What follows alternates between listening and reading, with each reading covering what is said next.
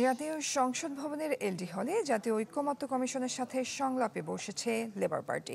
এর আগে খেলাফত মজলিসের সাথে সংলাপ হয়। এই বিষয় নিয়ে আরো বিস্তারিত খবর জানাতে সেখান থেকে সরাসরি আমাদের সাথে যুক্ত হচ্ছেন সহকর্মী আশরাফুল আলম আকাশ। আকাশ, বৈঠকের বিস্তারিত জানাবেন আমাদের। মাঠের অলরাউন্ডার আমি, আর ঘরের all rounder Tylox. Tylox toilet cleaner, clean মানেই টাইলক্স।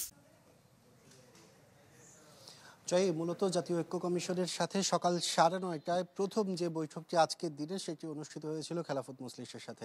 খেলাফত মজলিসের মহাসচিবের নেতৃত্বে 7 জনের একটি প্রতিনিধি দল আজকের এই সংলাপে অংশগ্রহণ করে। প্রায় 1.5 ঘন্টারও বেশি সময় ধরে কিন্তু তারা এই আলোচনা চালায়, যেখানে 166টি সংস্কার প্রস্তাবের মধ্যে 140টিতে একমত পোষণ করেছে 10টি, এর মধ্যে 10টিতে একমত পোষণ করেনি, আর বাকি 15টিতে তারা আংশিক একমত পোষণ করেছে। এছাড়া একটি সংস্কার প্রস্তাবে তারা আলোচনার বিষয় আছে বলেও তারা কিন্তু মন্তব্য করেছেন।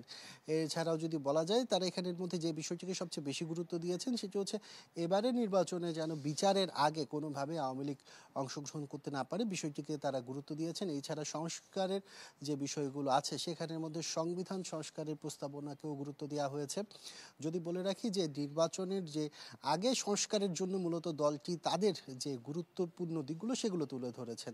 তার মানে তারা চাচ্ছে যেন নির্বাচনের আগে জরুরি যে সংস্কারগুলো আছে সেগুলো যেন হয়, তারা সেদিকে কিন্তু গুরুত্ব পোষণ করেছেন।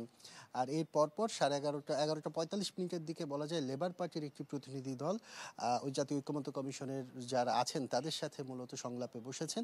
এখনও তাদের সংলাপটি চলমান রয়েছে, বেলা 1:30টা পর্যন্ত এই সংলাপ চলবে।